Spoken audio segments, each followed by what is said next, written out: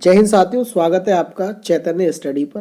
दोस्तों, आज की इस वीडियो में हम डिस्कस करेंगे कि हाल ही में गवर्नमेंट ने जो फार्मर्स बिल है उनको इंट्रोड्यूस किया है, उनको पारित किया है, वो आपके कॉन्स्टिट्यूशनली वैलिड है या नहीं है। क्योंकि कुछ एक्सपर्ट कह रहे हैं कि इनको हम इस आधार पर सुप्रीम कोर्ट में ले जाएंगे कि ये जो आपके बिल है वो आपके कॉन्स्टिट्यूशनली वैलिड नहीं है, इसीलिए इन्हें रिजेक्ट कर दिया जाए, इन्हें नल एंड वॉइड कर दिया जाए। तो इस वीडियो में हम जानेंगे कि वास्तव में ये आपके जो बिल्स हैं वो आपके कॉन्स्टिट्यूशनली वैलिड हैं या नहीं है।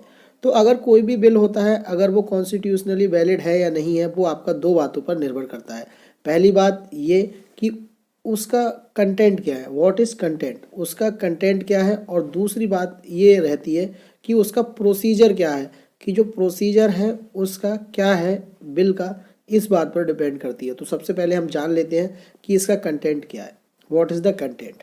तो अगर कोई ऐसा बिल जिसका कंटेंट अगर आर्टिकल 13 से और आपके बेसिक स्ट्रक्चर से या आपकी स्टेट लेजिस्लेटिव पावर इनसे डिफ़र करता है, तो वो क्या होगा, वो आपका कॉन्स्टिट्यूशनली वैलिड नहीं होगा। इसमें चलिए इस बिल की बात कर रहे हैं तो इसको हम समझते हैं। तो भैया पहला बात है आर्टिकल 13। तो आर्टिकल 13 हमारा संविधान का क्या कहता है कि अगर कोई भी एक्ट है, कोई भी बिल है, वो आपका मूल अधिकारों से, यानी कि हमारे जो फंडामेंटल राइट्स हैं उसको अगर वायलेट करता है, फंडामेंटल राइट्स को वायलेट करता है, तो उसे क्या कर दिया जाएगा, उसे हटा दिया जाएगा, उस पार्ट को हटा दिया जाएगा जो फंडामेंटल राइट्स को क्या कर रहा है, वायलेट कर रहा है। ठीक है, तो वायलेट कर रहा है तो उस पार्ट को क्या कर दिया जाएगा, हटा दिया जाएगा।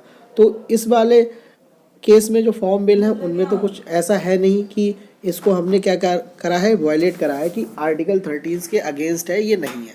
अगली बात आती है बेसिक स्ट्रक्चर की। तो बेसिक स्ट्रक्चर क्या होता है कि संविधान का जो मूल ढांचा है, अगर उसमें अगर कोई परिवर्तन कर दिया जाए जिससे कि संविधान का मूल ढांचा वो उससे अफेक्ट हो जाए, तो उसे हम कहते हैं कि आपका ये जो एक्ट है वो गलत है, ये कॉन्स्टिट्यूशन को वायलेट कर रहा है। लेकिन ये जो फॉर्म बिल है इनमें ऐसा कुछ नहीं है कि जो आपके बेसिक स्ट्रक्चर को हानि पहुंचा रहा है। ठीक है, तो इसमें केबीसी लिखा हुआ है। तो केबीसी का मतलब होता है केशवानंद भारती। तो केशवानंद भारती एक आपका केस था जिसमें बेसिक स्ट्रक्चर की डेफिनेशन दी गई थी सुप्रीम कोर्ट के द्वारा। इसमें जो बेंच थी वो 13 जजों की थी और 13 जज ने न्याय दिया, और इसमें जो न्याय था वो 7-6 का था। यानी कि इसके जो पक्ष में थे बेसिक स्ट्रक्चर के वो 7 थे और अगेंस्ट में कितने थे, 6 थे जज। ठीक है दोस्तों, तो इससे कोई हमारा बेसिक स्ट्रक्चर है ये नहीं हनन हो रहा है इस वाले फॉर्म बिल से। फॉर्म बिल्स हैं वो आपके 3 फॉर्म बिल्स हैं। पहला बिल है वो आपका बात करता है, और दूसरा है, और एक तीसरा है। तो दूसरा आपका मेजरली बात करता है कॉन्ट्रैक्ट फार्मिंग पर, और तीसरा बिल है वो आपका इसेंशियल कमोडिटी एक्ट्स है, उसमें थोड़ा अमेंड किया गया है, उसके बारे में बात करता है।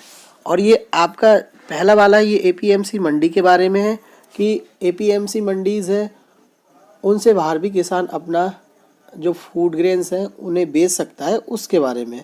तो इससे कोई बेसिक स्ट्रक्चर की कोई हानि नहीं हो रही है, कोई आर्टिकल 13 का कोई ऐसा मैटर नहीं है। और साथ ही साथ तीसरी बात है तो इसे हम समझ लेते हैं। तीसरा मैंने लिख दिया है यहाँ पर एसएलपी। एसएलपी का मतलब होता है स्टेट लेजिस्लेटिव पावर। तो भैया ये कहा जा रहा है कि इसमें फेडरलिज्म का एंगल आता है, कि फेडरलिज्म है कि जो आपके स्टेट और सेंटर का रिलेशनशिप है उसकी बात आती है। तो फेडरलिज्म होता है वो 2 तरह का होता है, एक कोऑपरेटिव होता है। कोऑपरेटिव का मतलब होता है कि आपका स्टेट और सेंटर हैं, 2 तरह की गवर्नमेंट होती है ना किसी भी कंट्री में, या अपनी इंडिया की बात कर लें तो एक सेंटर की गवर्नमेंट है, तो वो कौन सी है, मोदी जी की है अभी। और स्टेट की अलग गवर्नमेंट होती है, लाइक राजस्थान में कांग्रेस की है, यूपी में बीजेपी की है, तो अलग अलग होती है। तो सेंटर और स्टेट के रिलेशनशिप है उनके बारे में फेडरलिज्म में बात आ जाती है। तो पहला होता है कोऑपरेटिव। जब सेंटर और स्टेट मिल के काम कर रहे हैं तो उन्हें कहते हैं कोऑपरेटिव। कॉम्पिटिटिव क्या होता है, जब उनमें कंपटीशन हो रहा है तो उसे हम क्या कहते हैं, कॉम्पिटिटिव फेडरलिज्म। अब इसमें ये कहा जा रहा है कि अगर आप आर्टिकल 246 और 254 देखेंगे संविधान का, तो आर्टिकल 246 के अनुसार जो लेजिस्लेटिव पावर्स हैं उनको 3 पार्ट में बांटा गया है। पहली जो लिस्ट होती है उसे हम कहते हैं सेंटर लिस्ट, दूसरी लिस्ट होती है स्टेट लिस्ट और तीसरी लिस्ट होती है वो आपकी होती है कॉन्करेंट लिस्ट। तो सेंटर लिस्ट ऐसी लिस्ट होती है जिन पर केवल सेंटर है वो लेजिस्लेशन कर सकता है या आपका सेंटर है रूल बना सकता है। दूसरी होती है आपकी स्टेट लिस्ट, इस पे जिस पे एंट्रीज होंगी या इस पे जो आइटम्स होंगे वो स्टेट्स के होंगे। और तीसरा होता है कॉन्करेंट लिस्ट, ये भारतीय संविधान का एक गुण है जिसमें कॉन्करेंट लिस्ट होती है यानी कि समवर्ती सूची होती है। इसमें सेंटर और स्टेट दोनों रूल बना सकते हैं, तो सेंटर और स्टेट दोनों रूल बना सकते हैं ये, ठीक है। तो हम अब स्टेट लिस्ट की बात कर लेते हैं जो मैंने यहाँ पर आपको दिखाया है। तो स्टेट लिस्ट होती है वो उसमें आपको एग्रीकल्चर, साथ ही साथ ट्रेड एंड कॉमर्स, फिर उसका सप्लाई डिस्ट्रीब्यूशन, गुड्स और सर्विसेज का, ये सब आपके इसी के अंदर आते हैं। 14 के, 26 के और 27 के जो एंट्री हैं 14, 26 और 27 इसके अंतर्गत एग्रीकल्चर और उससे जुड़ी सारी गतिविधियां स्टेट के अंदर आती हैं। तो भाई अब ये हो गया कि सेंटर के अंदर एग्रीकल्चर आ रही है तो दोबारा से करते हैं। स्टेट लिस्ट के अंदर आपकी एग्रीकल्चर, ट्रेड एंड कॉमर्स और उसकी सप्लाई और इसका डिस्ट्रीब्यूशन आ रहा है, तो इस पर सेंटर कैसे रूल बना रही है।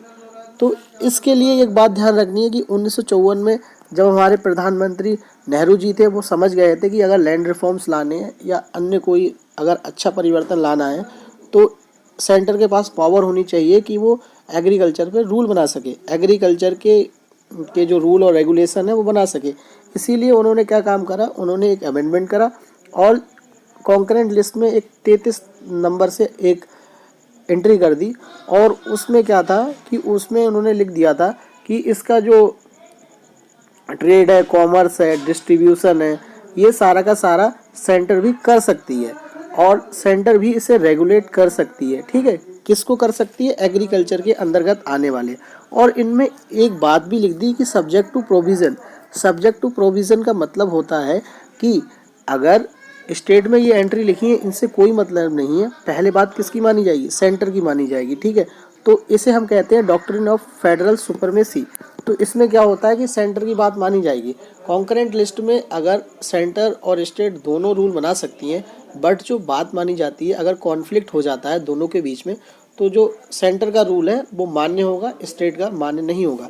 इसीलिए क्या हुआ कि जो हमारा एंट्री नंबर 33 थी उसके अंतर्गत ये रूल बनाए गए हैं। तो हम कह सकते हैं कि इस तरह से ये जो हमारा फॉर्म बिल से जो पास किए गए हैं वो जो आपका स्टेट लेजिस्लेटिव पावर है या फेडरलिज्म का कॉन्सेप्ट है, या हम कहें कॉन्करेंट लिस्ट और सेंट्रल लिस्ट और स्टेट लिस्ट का जो भी मैटर है उसे भी वायलेट नहीं करता है।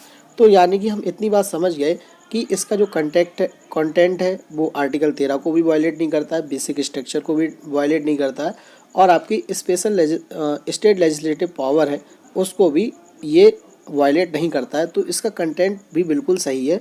तो हम बात कर लेते हैं इसका प्रोसीजर क्या है। तो प्रोसीजर में क्या होता है कि अगर कोई एक्ट है, अगर वो सही प्रोसीजर से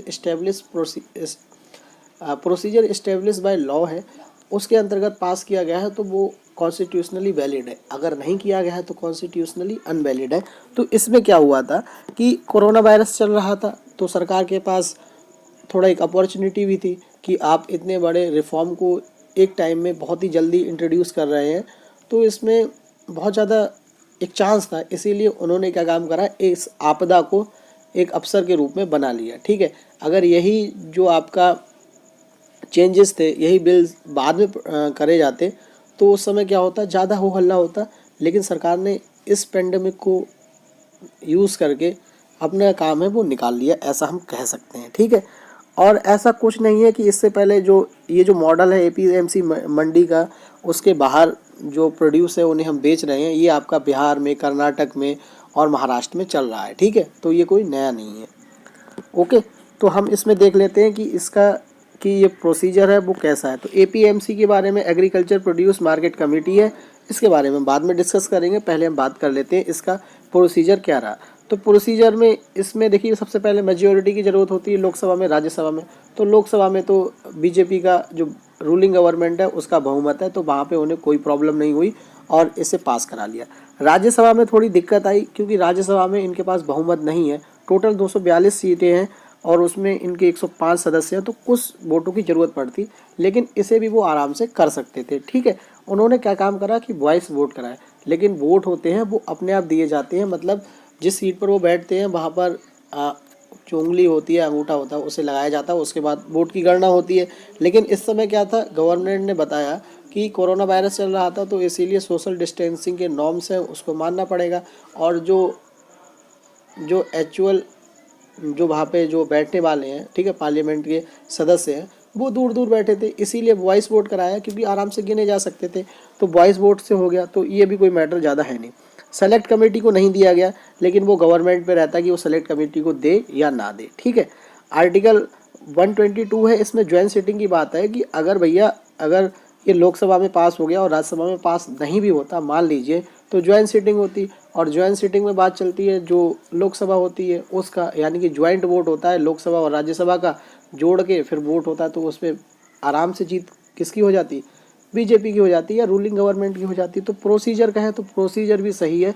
तो अगर कोई कहता है कि हम इस एक्ट को कॉन्स्टिट्यूशनली वैलिड है या नहीं इस बात पर कर देंगे, तो ये गलत है, और ये जो आपका एक्ट है वो आपका कॉन्स्टिट्यूशनली वैलिड है। ठीक है, कैसा है, कॉन्स्टिट्यूशनली वैलिड है।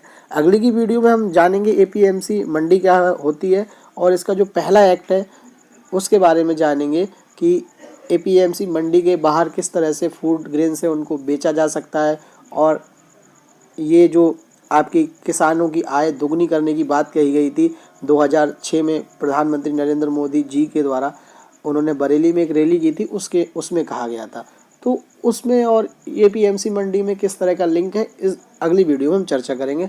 अगर वीडियो पसंद आती तो लाइक शेयर सब्सक्राइब जरूर करें। हम मिलते हैं आपसे नेक्स्ट वीडियो में।